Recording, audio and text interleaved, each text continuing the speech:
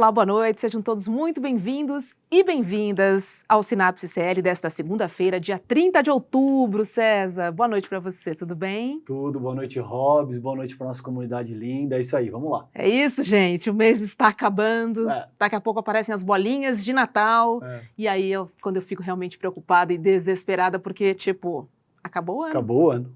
É isso, né? Gente, hoje vamos conversar com um diplomata, tá? Ele é adido cultural da Embaixada em Buenos Aires. Seja muito bem-vindo ao nosso Sinapse, Aíli Gadelha. Tudo bem? Tudo bom? Boa noite, Roberta. Boa noite, César. Um prazer essa conversa aqui no Sinapse com vocês. Boa noite, Aíli. O prazer é nosso. Obrigado por aceitar nosso convite. Vamos lá. Aíli, vou começar bem ampla, tá? E vou descendo a nossa conversa. Qual é o papel do Brasil hoje na geopolítica mundial em termos de destaque e também de importância, hein? Boa pergunta, Roberta. Eu acho que o Brasil tem um peso próprio muito consolidado, né? O Brasil, pelo seu território, pela sua população, pela sua economia e até mesmo pelo seu poder militar, que são os recursos chamados recursos tradicionais de poder, o Brasil sempre aparece na lista dos maiores países do mundo. Então não tem nenhum tema em que o Brasil seja alheio. O Brasil tem um poder enorme e tem uma liderança regional que é natural, não é buscada, ela é natural por todas essas características. E tem uma outra questão que me interessa muito, que é o chamado soft power brasileiro, né? Que não tem uma tradução perfeita, mas que seria algo como o poder suave, o poder que vem dos recursos persuasivos. E sobre isso, nós brasileiros, a gente gosta de acreditar que a gente tem um recurso, um grande estoque de recursos suaves de poder, que a gente tem uma simpatia importante que nos ajuda muito pelo mundo. E o que me chama a atenção e que pouca gente fala é que, na verdade, os nossos recursos tradicionais de poder, tamanho, população, poderio militar, economia, eles são maiores do que o chamado soft power, se a gente considerar os poucos rankings que tentam mensurar. Tem que dizer também que isso é algo bastante difícil de avaliar e de medir. Mas o nosso soft power está abaixo do que nós costumamos crer. Boa. Aí a gente teve, durante o governo do Bolsonaro, a meu ver, pelo menos, essa interpretação é minha, tá? Uma mudança bastante substancial naquilo que se entende ser a linha tradicional da nossa diplomacia. Principalmente no que diz respeito à integração regional, principalmente no que diz respeito uma série de coisas, uma certa equidistância pragmática dos Estados Unidos. Enfim, o bolsonarismo, de alguma forma, alterou a atuação da diplomacia nacional. E agora a gente teve o Lula voltando, ele tem feito muitas viagens, já foram, acho que, dezenas de viagens nos últimos tempos e tal. Isso rende frutos, indiscutivelmente, e também gera algumas críticas. Como é que você avalia? Eu gostaria que você fizesse um arrazoado do último governo, do governo Bolsonaro, com relação ao que a gente está vendo nesses 10 primeiros meses de diplomacia sob a égide do governo Lula. Por favor, querido. A diplomacia brasileira é historicamente conhecida por mudanças suaves, né, inflexões, e, como você bem disse, no governo passado houve uma ruptura autodeclarada, né, isso não é nenhuma questão de avaliação, acho que era uma ideia e um projeto, né, de um certo alinhamento bastante automático a determinados países, e o abandono de uma linha que passava por governos de maneira firme e sólida, alguns valores que eram parte mesmo do patrimônio diplomático brasileiro. Então, o que eu chamei de soft power, o nosso estoque de soft power chegou a pontos muito baixos, né, porque os valores e as normas predominantes no concerto internacional estavam indo de encontro a tudo que a gente projetava diplomática e culturalmente para o exterior. Então, a imagem brasileira foi bastante afetada, me parece de maneira negativa, e sim, está havendo uma reconstrução, uma volta aos pilares que sempre sustentaram a nossa política exterior e tem rendido frutos bastante, de maneira, considero, rápida, embora, claro, né, não seja algo trivial, não é em um dia que se reconquista esse patrimônio perdido, né? Gadelha, a gente tem acompanhado as eleições, né, aí na Argentina, via imprensa, né, acompanhado o que chega aqui de informação, né? Mas como você mora aí em Buenos Aires, queria saber qual é a sua expectativa e como é que está a campanha, né? A gente sabe que o Massa e o Milei foram para o segundo turno. Agora, qual é o clima da campanha? Porque o que chega aqui não é nada muito diferente do que a gente viu entre Lula e Bolsonaro. Eu queria saber se o clima é exatamente esse mesmo, de deboche por parte da extrema-direita, e como é que os eleitores têm se comportado, têm navegado no meio disso tudo, porque, a exemplo do Brasil, foi uma briga danada, né? Como é que tá por aí? Só se fala nisso, apesar de o índice de votantes ter sido dos mais baixos, né, da história eleitoral argentina. 74% apenas dos eleitores foram às urnas no primeiro turno.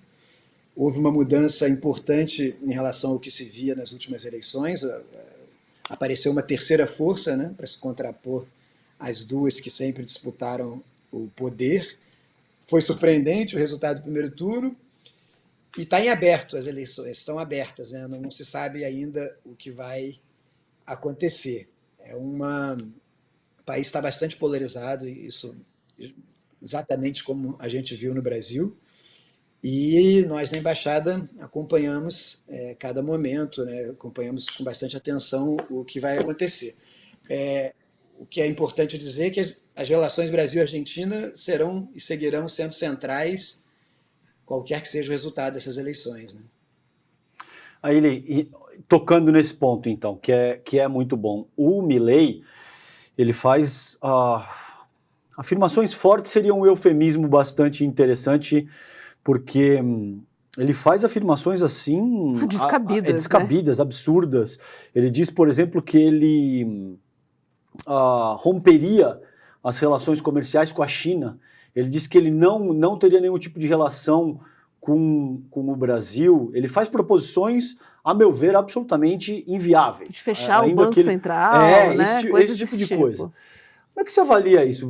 Em caso de vitória do Milei, a gente sabe que, por exemplo, para o Brasil, consolidar a integração regional é um parâmetro basilar. A gente sabe que, de alguma forma, boa parte da liderança do Brasil junto ao Concerto das Nações está ancorada na sua capacidade de orquestrar um arranjo sólido na sua área de influência, no hemisfério e tal. Nesse sentido, a Argentina é um ator indispensável para o jogo geopolítico de forma mais ampla, considerando as pretensões do país.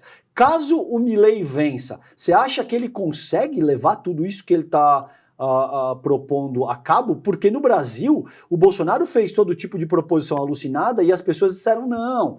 Isso aí é mais papo de campanha. Marketing, né? Marketing. Uma vez que ele for eleito, ele vai moderar um pouco o discurso. E isso não aconteceu. Ele foi tão alucinado enquanto presidente quanto candidato. Como é que você vê isso? Você acha que é capaz que isso aconteça?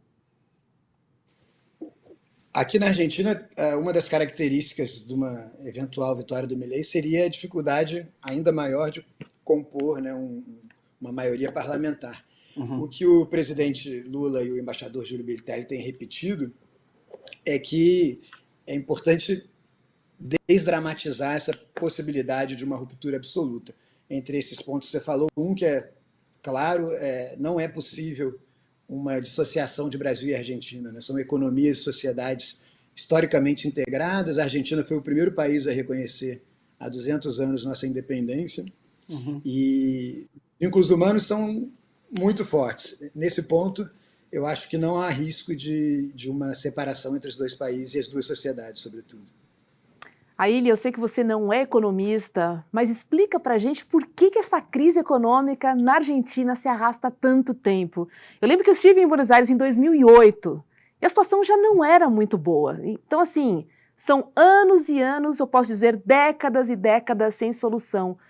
Por que ninguém consegue dar um jeito aí, hein? Eles têm tido dificuldade de encontrar aquela credibilidade que em algum momento fez no Brasil a gente superar, né, a hiperinflação que a gente viu. Mas o curioso é que no meio de uma crise grave, né, que eles passam de inflação, sobretudo, e muitas décadas, como você disse, de perda relativa de poder econômico, continua sendo um país bastante próspero para os padrões do nosso continente. Hoje mesmo foi divulgada uma lista da revista Economist com as cidades onde melhor se vive na América Latina, e Buenos Aires foi eleita a cidade latino-americana com melhor qualidade de vida. Olha só. Bastante à frente das cidades brasileiras, Rio de Janeiro e São Paulo. Curioso, hein? Eles têm uma qualidade de vida, um nível de segurança que para os nossos padrões ainda é elevado, embora se reclame muito de perdas, né, que vem sofrendo. Já chegaram a ser o país mais rico do mundo por algumas medidas, né, e por muitos anos foi um país com um ingresso per capita muito alto, e ainda hoje tem um índice de desenvolvimento humano bastante maior que o nosso aí no Brasil, apesar de que muitas vezes a imprensa brasileira retrata uma Buenos Aires num clima que me parece bastante mais drástico do que aquele que eu vejo, pelo menos em Buenos Aires, no dia a dia, sem querer diminuir a crise grave que afeta, sim, sobretudo as camadas mais populares, né? Uhum. Muita desigualdade por aí, Gadelha. Muita desigualdade, mas eles seguem tendo uma rede de amparo de bem-estar social que, volto a dizer, em comparação a outros vizinhos latino-americanos, eu considero invejável. Você acredita, tocando nesse ponto que você traz, que também me é caro e me interessa, eu concordo, eu acho que existe uma certa tendência a depreciar a questão argentina, que tem um sistema absolutamente distinto do nosso, tem um caráter bimonetário, não tem reservas em dólares, tem uma série de coisas que agravam a condição econômica argentina. Só que, por vezes, principalmente a direita liberal, e, consequentemente, a extrema-direita também, estabelecem uma espécie de analogia sem fundamento para dizer que, olha, é isso que a esquerda fez, o país vai quebrar e esse tipo de coisa. Você tocou aí na questão da imprensa, você disse que muitas vezes a imprensa retrata a crise de uma forma mais aguda do que ela de fato é. Você acredita que isso, em alguma medida, acontece por ignorância ou por deliberação? Tem método nesse processo? Eu acho, no caso eu me referi à imprensa brasileira, sobretudo, né? Tem muito poucos correspondentes hoje em dia que estão aqui, né? Isso faz falta, aqueles poucos que vivem aqui, eles conseguem transmitir um quadro bastante mais complexificado, né, e problematizado do que acontece aqui. Talvez uma das questões não seja nenhum nem outro desses pontos, mas mesmo a deficiência de recursos para fazer uma cobertura com a qualidade que demanda uma relação tão importante para o Brasil como é a relação com a Argentina. No caso do Itamaraty, é a embaixada, junto com aquela dos Estados Unidos, que mais funcionários tem. É muito importante para o Brasil e para os brasileiros saber, entender, analisar o que está acontecendo no vizinho, que é aquele que tem uma integração mais aprofundada com a nossa e que é tão chave em qualquer projeto de integração de cadeias, de sociedades, de economias, né? Quase todos, né, Gadelha? Futebol à parte, vamos combinar? Deixa eu complementar. Essa é uma resposta diplomática. A impressão que eu tenho, César, eu falando, tá? Existe uma intenção de alguma forma, depreciar a questão argentina, principalmente quando existem governos à esquerda no espectro político-ideológico. Você não vê a mesma coisa quando o Macri, por exemplo, pega 45 bilhões de dólares de Fundo Monetário Internacional. A nossa imprensa, principalmente a imprensa que está mais alinhada com o grande capital, essas críticas não são tão ácidas e não surge nada de que a Argentina está quebrada e o Brasil vai virar Argentina e esse tipo de coisa. Então, só para deixar registrado que essa é a minha opinião, eu acho que vale a pena. Posso emendar ou você vai? Pode emendar. Vamos falar um pouquinho da tua função.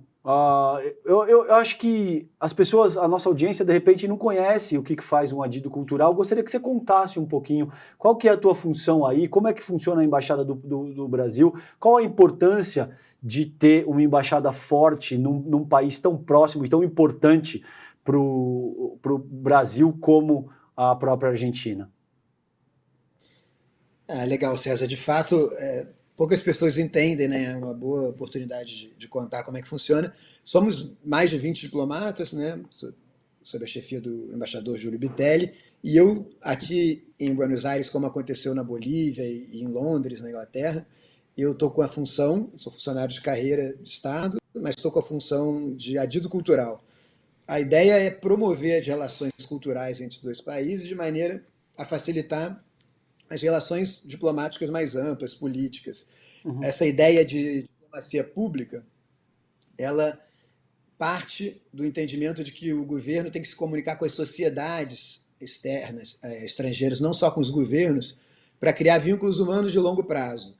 Então, isso independe de mandatos. A ideia é que o Brasil construa uma imagem e laços de confiança duradouros com a sociedade local. Isso acontece por meio da imprensa, por meio da educação aos estudantes e, muito especialmente, por meio da promoção de valores culturais, né? Claro, é sempre uma via de duas mãos, mas o que a gente tenta aqui é trazer as expressões artísticas para que o argentino entenda, goste e desenvolva um entendimento com nós brasileiros. É um pouco essa a ideia.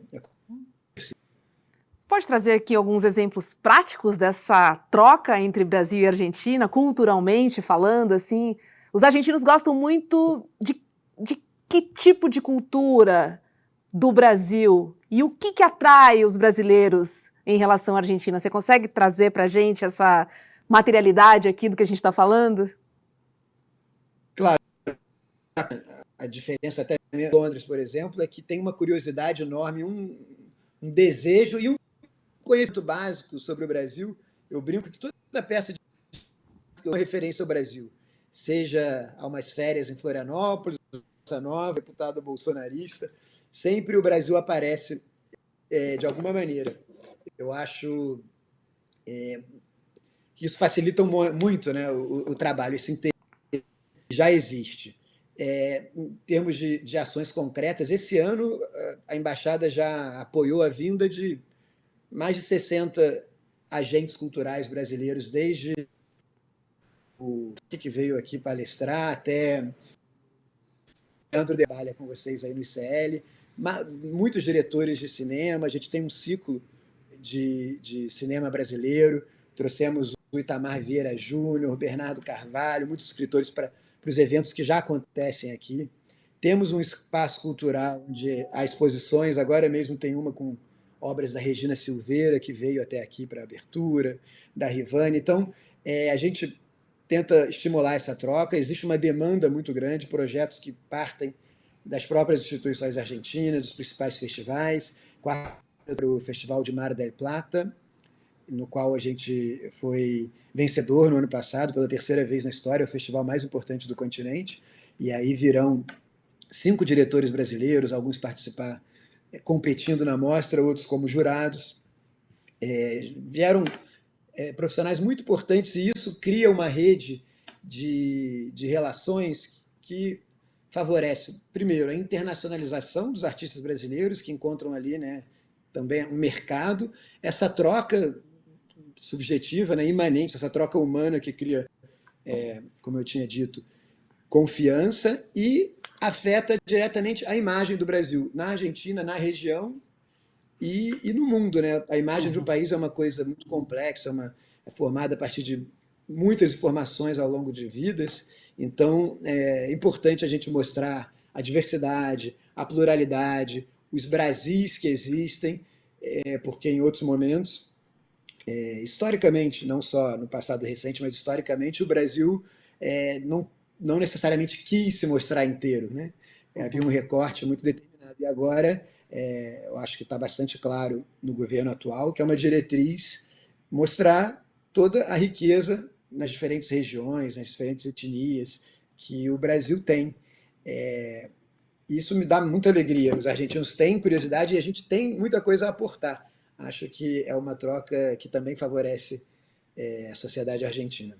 Posso Uhum. só emendar? Claro. Ô, Gadelha, eu tô te ouvindo aqui, tô pensando assim, estrategicamente, essa troca, né, de cultura, essa troca de afeto entre os dois países, ela é muito importante para as relações econômicas, enfim, para as relações políticas.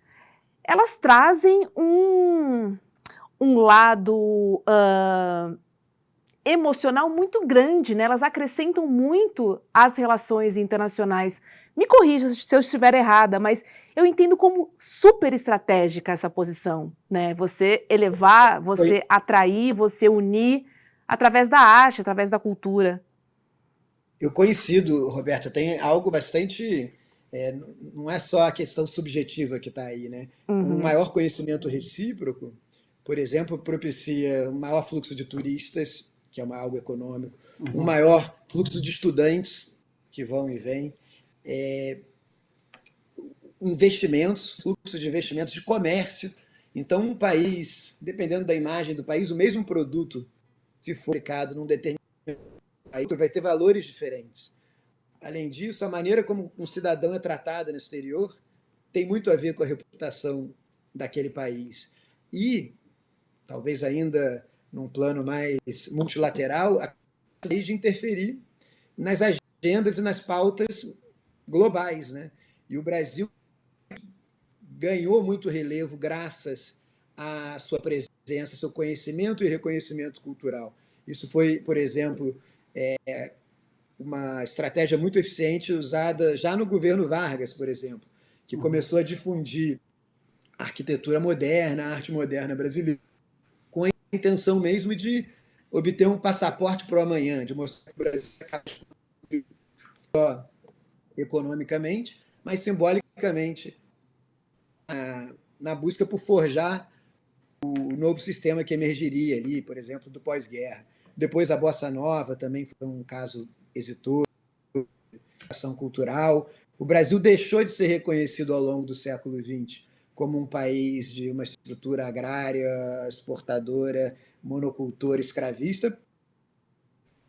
Teve isto como um país que tinha muito para mostrar ao mundo, muito para contribuir e participar. Então, mais para o final do século, a gente conseguiu renovar, né, nossas credenciais, que é até um jargão, e passar em várias das principais agendas internacionais, né? Direitos humanos, desarmamento, a questão da discriminação e, sobretudo, hoje eu diria, a ambiental, né? Que está nessa disjuntiva da humanidade, que o Brasil é um ator inescapável, completamente, né? A humanidade está nessa crise ambiental, energética e alimentar, e o Brasil volta a ter, como teve lá nos anos 30, 40, uma posição muito central na resolução ou na tentativa de resolver todas essas questões. Uhum. boa. Aí, a tua tese de doutorado inspirou o filme A Arte da Diplomacia, certo? Queria que você contasse um pouquinho a respeito da tua pesquisa, a respeito do filme em si. Conta para a nossa audiência o que você traz nessa pesquisa e como é que isso transborda para um filme. Então, César, eu brinco que o maior privilégio que alguém que faz um doutorado pode ter é que uma pessoa leia a sua tese, né? Eu tive a sorte de alguém ler e decidir fazer um filme sobre a tese. Então, eu estou Boa. bastante contente. O filme acabou de inaugurar no Festival do Rio e de São Paulo. Vai, inclusive, ter uma sessão amanhã, a última sessão aí em São Paulo. Foi uma pesquisa que durou mais de um ano. Comecei em 2015 sobre uma ação da diplomacia brasileira, em conjunto com os artistas modernos, em plena Segunda Guerra. Naquele ano de 44, quando isso aconteceu, as Olimpíadas de Londres foram canceladas porque ainda estava sendo bombardeios bastante ferozes dos nazistas. Uhum. Mas sim aconteceu esse episódio bastante inusitado. Uma exposição de 168 quadros, dos 70 mais importantes, talvez, da época, pintores modernos, quase todos estavam ali. Portinari, de Cavalcante, Segal, Tarsila, Cícero Dias, Burle Marx, enfim, todos os grandes nomes daquele momento quiseram mostrar a do Brasil aos esforços de guerra dos aliados e doaram os quadros para a Royal Air Force, né, que era a Força Aérea Britânica. A iniciativa foi deles e foi, só que ela não prosperaria, não fosse o interesse do Itamaraty brasileiro de bancar aquela iniciativa.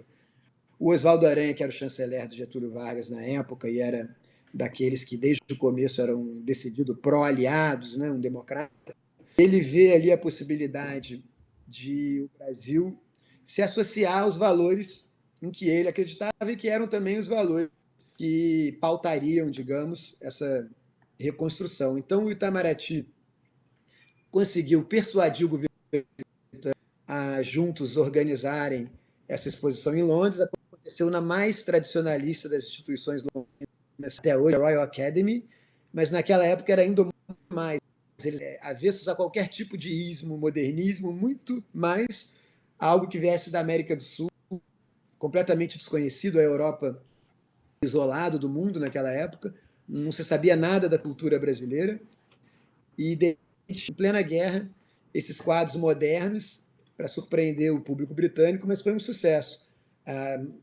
Mais de 100 mil pessoas foram, inclusive a rainha mãe na época, e uma série de matérias de jornal que nunca tinham falado da cultura brasileira deram uma super ampla cobertura. E aí aconteceu aquilo de que a gente falava, se criaram relações humanas de muito longo prazo, e isso contribuiu muito para que o Brasil passasse a ser visto como uma potência emergente em que o Reino Unido podia confiar. Afinal, esse era o lado soft da aproximação brasileira, porque, ao mesmo tempo, o Brasil enviava 1.000 soldados, foi o único país da América Latina a fazer isso, para lutar no front de guerra italiano.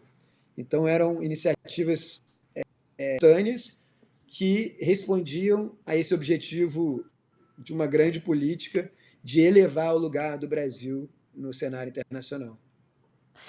E, Gadelha, como é que foi para você, né, um diplomata que estudou, né, o uso da arte para combater o fascismo, atravessar o governo Bolsonaro? Você entrou em conflito, em parafuso um pouco, não? Roberta, cheguei de Londres justamente depois de organizar a remontagem dessa exposição em 2018.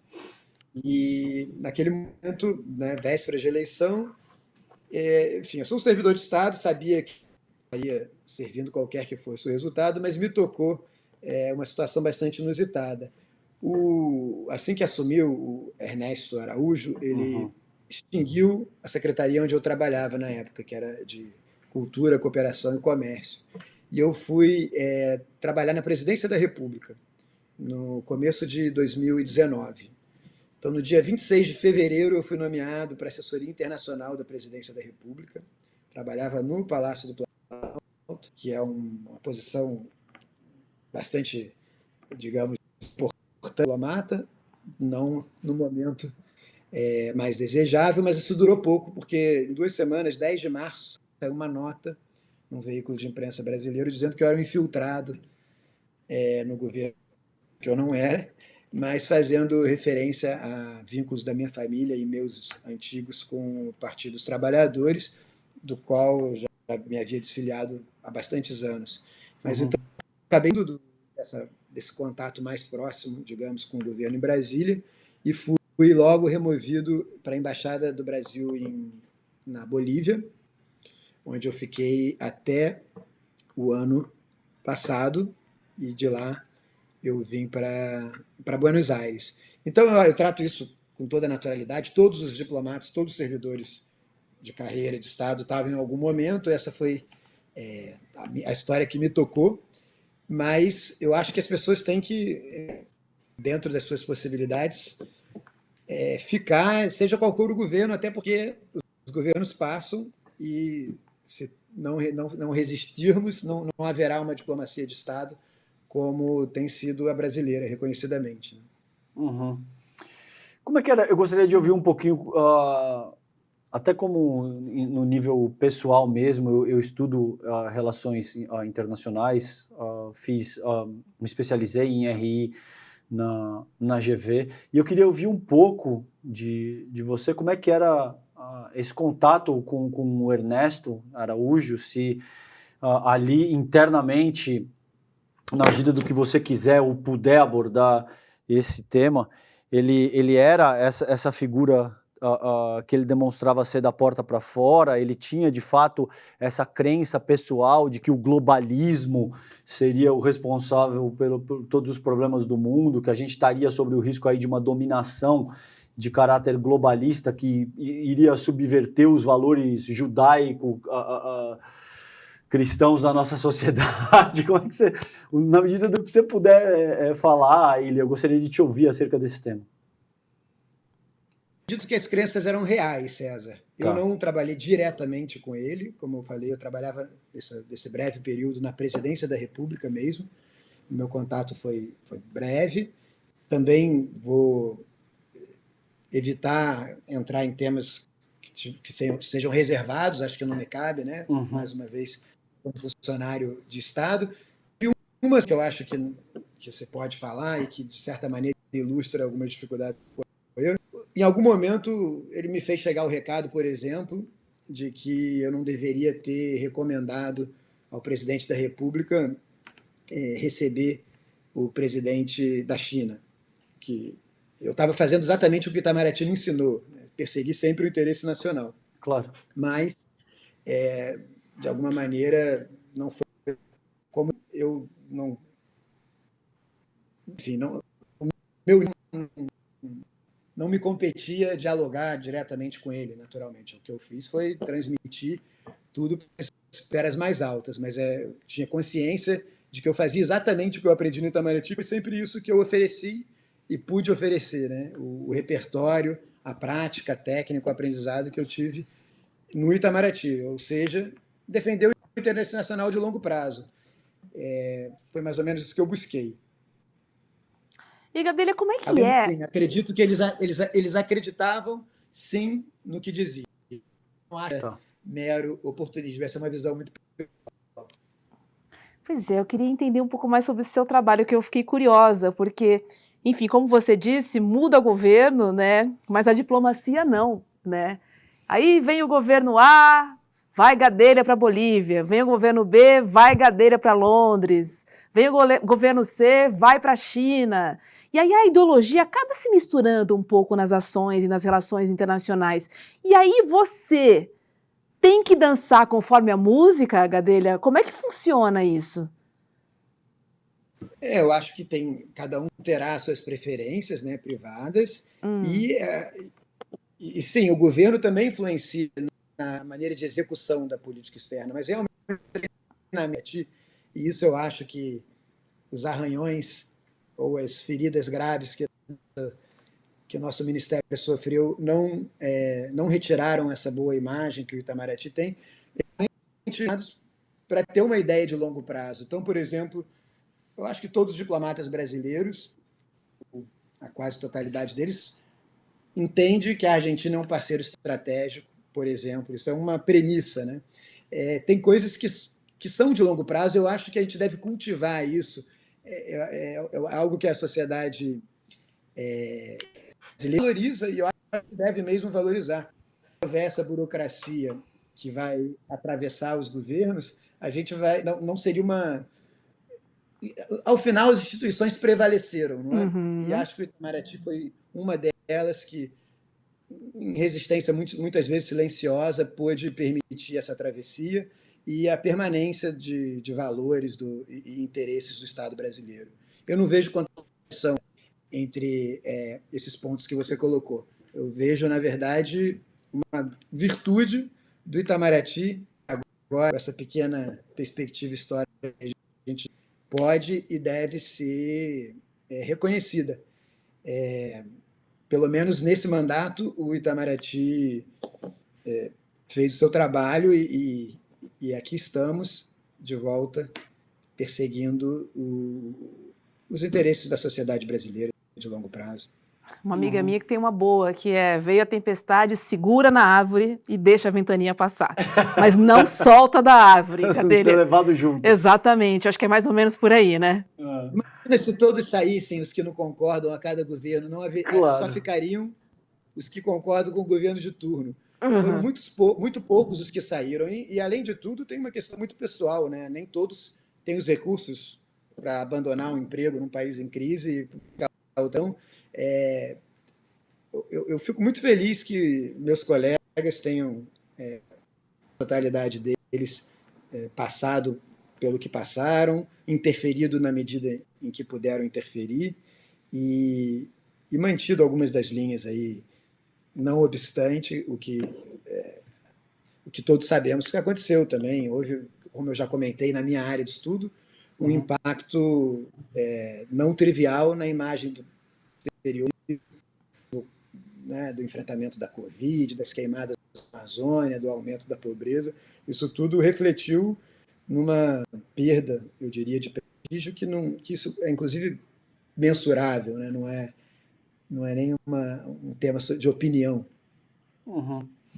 Aí, a gente está num momento de transição, ao meu ver, no qual a própria governança global começa a se organizar de uma maneira distinta do que foi, pelo menos, até a partir do desmonte do campo soviético, no começo da década de 90. Para onde isso vai, é difícil entender, mas a gente fala muito, quando a gente fala de diplomacia e tal, do interesse nacional, né? E a gente sabe que existem parâmetros que estão preconizados pela nossa Carta Magna e que são ali basilares, vamos colocar assim, em alguma medida. Agora, com essa transformação que a gente está vendo no mundo, com a ascensão da China e com tudo isso que representa, a gente tem aí a armadilha de Tucídides, né, que é essa questão de quando você tem duas forças hegemônicas, uma consolidada e a outra subindo, esse nível de tensão que se produz. Como é que você enxerga o papel do Brasil nesse novo contexto? Isso apresenta riscos, oferece oportunidades, as duas coisas? Como é que você avalia essa transformação? Acho que as duas coisas, né, César? No Uhum. momento, pelo menos, acho que o Brasil tem as melhores condições de aproveitar essas oportunidades, né? Tentar extrair ganhos dessa. Há uma disputa em curso, né, entre os dois maiores parceiros comerciais brasileiros. A China, eu vivi lá por 3 anos. Na época, ainda existia uma relação mais horizontal. Hoje em dia, é uma potência absolutamente inquestionável. Não dá mais, eu brinco, para esconder o rabo debaixo do tapete. Existe essa disputa por mentes, corações, recursos econômicos e áreas de influência. E eu volto a dizer, ocupa um lugar favorável, no sentido de que a mais central, mais fundamental das relações exteriores passa pelo Brasil. Nessa questão ambiental vai sempre passar pelo Brasil. Então, eu acho que, assim como aconteceu em outros momentos históricos, o Brasil pode, deve usar essa posição para obter benefícios para a sua sociedade, né? Reverter esse externo em oportunidades. Tá certo. Aíli, para onde você gostaria de trabalhar? Para onde você gostaria de ser indicado, hein, para trabalhar? Me conta, que país e por quê? Nós, diplomatas, acho que toda vez que a gente chega num posto, a gente já está pensando no próximo. Eu devo Uhum. dizer que eu estou muito feliz aqui onde eu estou. Uhum. É talvez o posto, ou um dos postos mais importantes da nossa diplomacia, com um embaixador muito importante, respeitado, que tem uma visão muito clara e conhece o país, e numa área que eu gosto muito, que é a área cultural, onde há essa possibilidade de trabalho, então estou tentando viver o presente. Uns dias saiu uma matéria num outro veículo de imprensa que fez o contrário do que aconteceu comigo da outra vez que eu contei para vocês.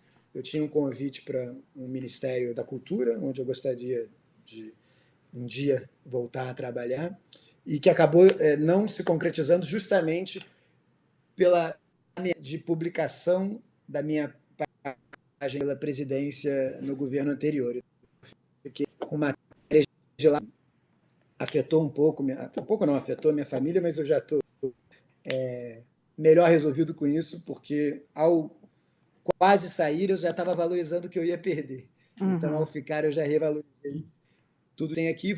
Esse momento estou muito bem aqui. Daqui a minha ideia é voltar para Brasília essa vida peregrina também tem efeitos familiares, né? Minha filha, de 7 anos, conhece pouco o Brasil, então muito provavelmente daqui a gente vai passar uma temporada em Brasília.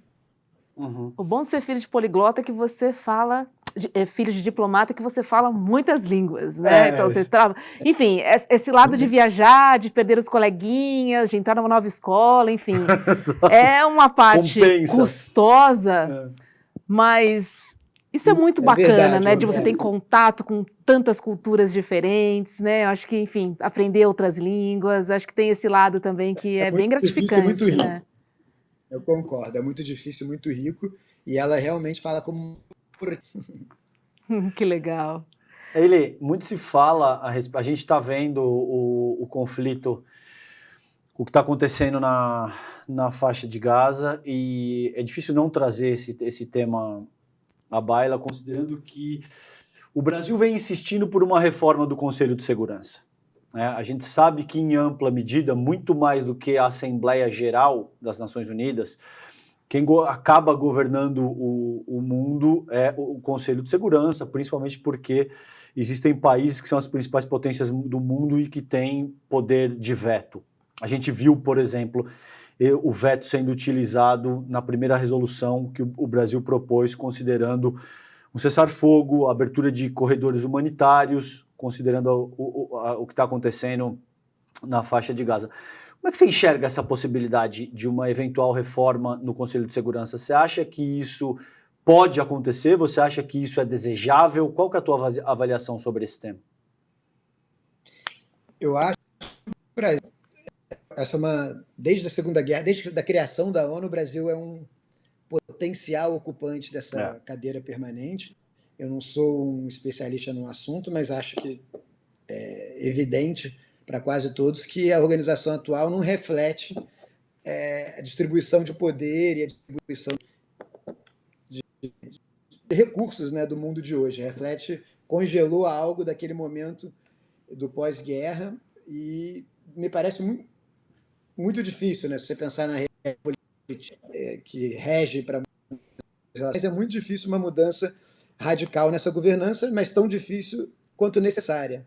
E o caso que você mencionou, acho que é motivo de muito orgulho nessa ocasião. O Brasil se saiu muito bem, acho que existe um entendimento de que as propostas brasileiras de resolução têm sido muito equilibradas, né? O Brasil, no momento, preside o Conselho de Segurança das Nações Unidas e tem buscado usar o melhor da nossa tradição diplomática para encontrar pontes e encontrar soluções para essa tragédia que a gente está vivendo. Então, acho desejável e acho difícil, as duas coisas que você falou. Boa. Aí, Gadelha, que delícia de papo, que boa troca com você. Boa sorte aí em Buenos Aires. Obrigado, Roberta. É um barato conhecê-los e falar um pouquinho sobre o que eu faço aqui em Buenos Aires. Muito Obrigado, Aília. Aprendemos demais hoje contigo. Obrigado pela tua inteligência, pela tua simpatia. Foi muito boa a conversa. Obrigado, viu? Valeu demais, César. Super prazer. Espero Um abração. Um dia encontrarmos pessoalmente. Manda um abraço grande e avisem quando vierem a Buenos Aires. Pode Obrigado, deixar. Querido. Um abraço grande. Tchau, tchau. Tchau, tchau.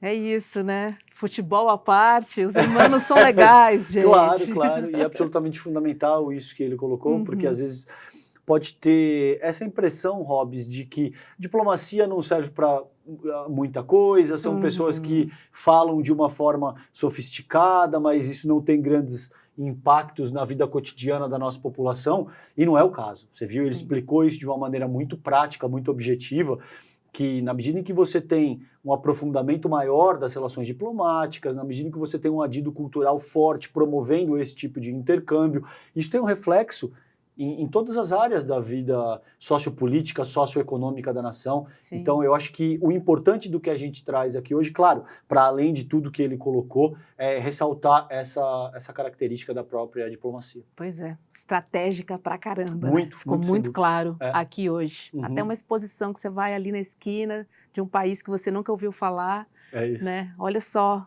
né, a rede que vai se formando a partir né, de uma exposição, de uma música, enfim, de um doce de leite. E posso ir um passo além, Rô? O que eu acho interessante ressaltar aqui? Veja que todo o processo de assassinato, genocídio sistemático ao longo da história, ele começa com um processo de desumanização. Ele começa por incutir a ideia de que aquele povo é inferior moralmente, de que ele tem que ser exterminado, de que são terroristas e esse tipo de coisa. Né? De forma mais ampla, caracterizar um povo com uma pecha que seja útil no sentido de desumanizá-lo. Quando você tem um adido cultural, como a gente conversou hoje aqui, trabalhando para que as duas culturas se conheçam melhor, a chance disso acontecer é infinitamente menor. Porque as duas culturas estão entrelaçadas, elas se conhecem. Elas se conectam, elas né? se conectam. A chance de você ter um povo acreditando que o outro povo é inferior moralmente e, portanto, deve ser eliminado é infinitamente menor. Então, para muito além da questão econômica, da questão social, da questão política, ainda tem essa questão que transcende todos esses aspectos e serve de alguma forma para unir determinados povos, entendeu? Isso é absolutamente fundamental. Humanização, César. Isso, é sobre isso. Vamos lembrar a programação que começa amanhã às 7 horas da manhã com o Leandro Demore e o seu Desperta, das 7 às 8. E logo depois tem ICL Notícias, primeiríssima edição, das 8 às 10h30. E às 7h30 da noite estamos aqui para mais uma entrevista do meu, do seu, do nosso Sinapse. Um beijo para todo mundo, uma ótima noite e até amanhã. Fiquem bem. Tchau. Pois é, chegou a hora do primeiro grande lançamento do ICL na área de filmes e documentários. Você está preparado para assistir um filme que vai te tocar profundamente e revelar uma verdade que todo mundo tenta esconder? No dia 12 de novembro, um domingo, às 8 horas da noite, no horário de Brasília, a gente vai apresentar para vocês trechos do documentário De Quanta Terra Precisa o Homem e também fazer um debate incrível sobre essa, que é uma das questões mais importantes para o Brasil, a questão da terra. Junto conosco vai estar ninguém mais, ninguém menos do que João Pedro Stedley, um dos principais líderes do movimento dos trabalhadores sem terra. Estarão conosco também várias outras pessoas que têm na sua vida a luta da terra como um dos principais motores. Para você não perder esse encontro histórico e assistir trechos inéditos do filme De Quanta Terra Precisa o Homem, é só você se inscrever gratuitamente no link aqui em cima ou aqui embaixo. Não perde essa chance. Todo mundo vai celebrar a estreia do ICL no mundo dos documentários e filmes e, mais uma vez, aprender muito com a nossa plataforma.